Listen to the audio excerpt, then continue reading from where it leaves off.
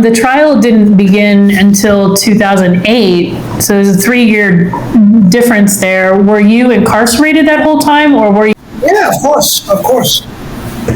So, how much money did you spend in lawyer fee? Well, I spent about $250,000 in 2008. Yeah. Yeah, well, that's what it took, but I'm here, so. Yeah, my lawyer's name was Joe Tacopina. Yeah, he's representing. He just got A$AP Rocky off. I don't know if it was a weapons charge or assault or something like that, but that Joe was his lawyer. Joe's, he wins. He's very, very capable. Very, very, one of the best defense attorneys around, definitely in this country. And I was lucky enough to have him as my attorney represent me in a very serious case. And to have the financial means also to be able to make that happen. The money you pay, was it from your acting movies, or you had people raise the money to help you pay for it? No, a lot of it I put in myself, borrowed some money from relatives, but for the most part, I was able to put in over 75%, so. Oh, That's great. Yeah. That's great. Yeah. So you got found not guilty for the murder charge, but you were found guilty and sentenced for 10 years for the attempted robbery charge, right? Yeah, the Burglary charge. I'm sorry. Yes, burglary. So what were you thinking when the judge gave you that sentence?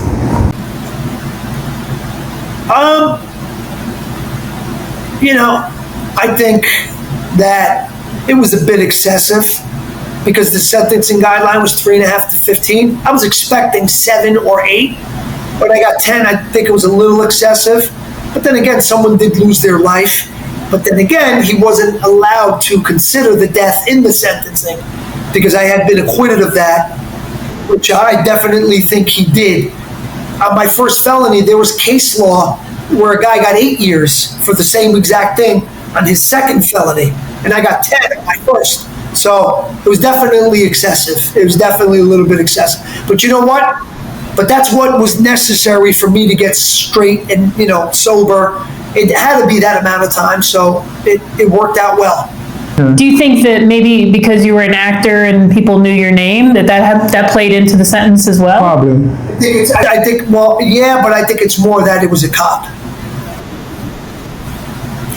And I think the two things combined, for me, was a recipe for disaster.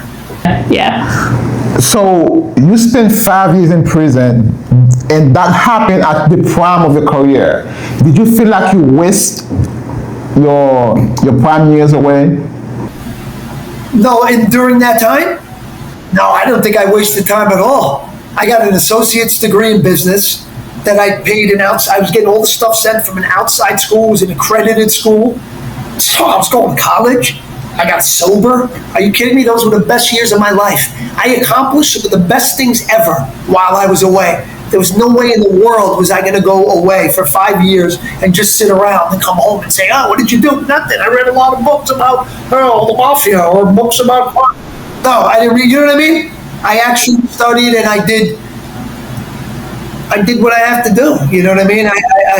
I recognized why I was there. And I'm not saying anything bad about the mafia or anything like that, but a lot of guys, when you go to jail, that's what they read. Crime novels and movies about the books about the mob. There was this one fictitious character. His name was Dutch. He was like this Newark, New Jersey character. He was like this gangster, and there was a lot of books about Dutch. And, like the sequel and the prequel. So these books were very popular.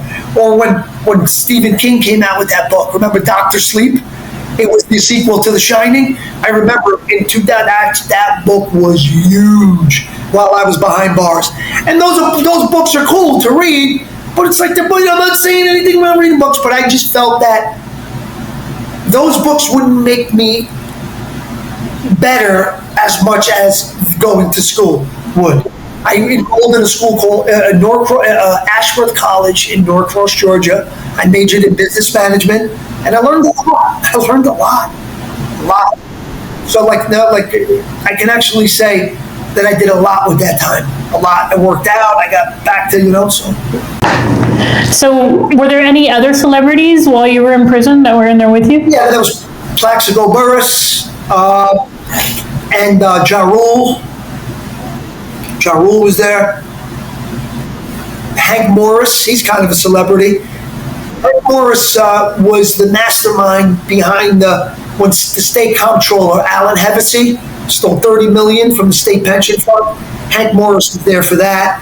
The guy from Tyco, Mark Schwartz, he was there. Guys like that. And I got to say, the guy Hank Morris, you know how much he helped me with school? Do you know how much he helped me with like financial management and just questions that I just couldn't break down in 2 seconds? The guy was a genius. The way he helped me was unbelievable. That's pretty cool. Exactly. That is pretty cool.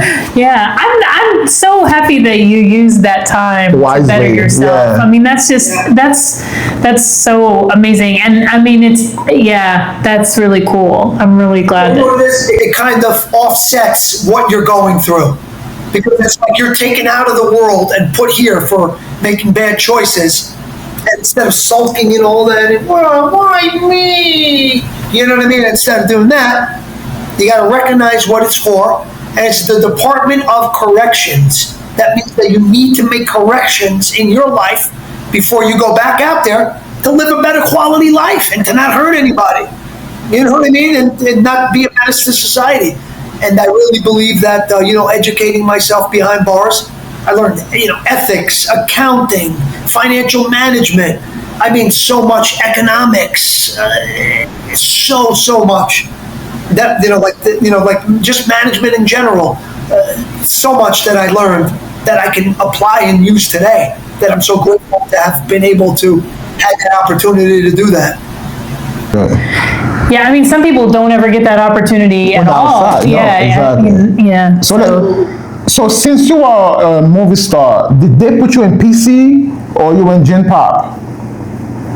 When I was in Rikers Island, I was considered, my classification was a CMC, Central Monitored Case. So I was with guys like other guys that were there for, in there. One guy was there for, a murder, cop killing.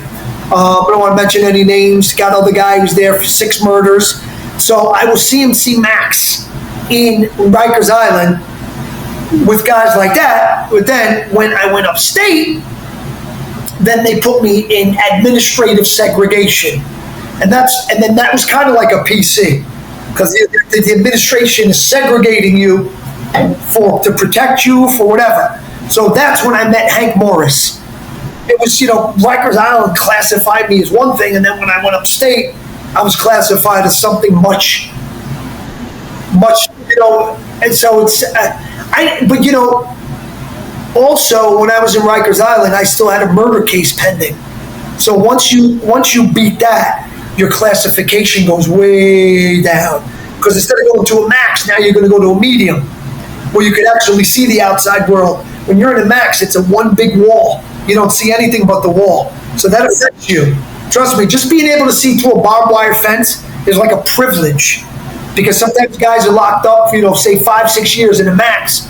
And then because they've got a good institutional record, they stay out of trouble, they completed school, the GED, now your classification goes down. So now this guy, instead of doing time in the max, now they're going to move him closer to home. It's like a privilege. And now you can actually see the world. You can actually see, it's big. Trust me, it's big. It's big in your head, it affects. But, things now are great. I work for More Life Recovery. My friend Stevie, Matt, Joe, Kenny. It's a drug and alcohol rehabilitation. I'm director of public relations. I love that. I'm going to be there tomorrow morning. I love that. It's my way of going to meetings and my way of staying plugged in. That's just the way I do it. We work together because who knows what could happen.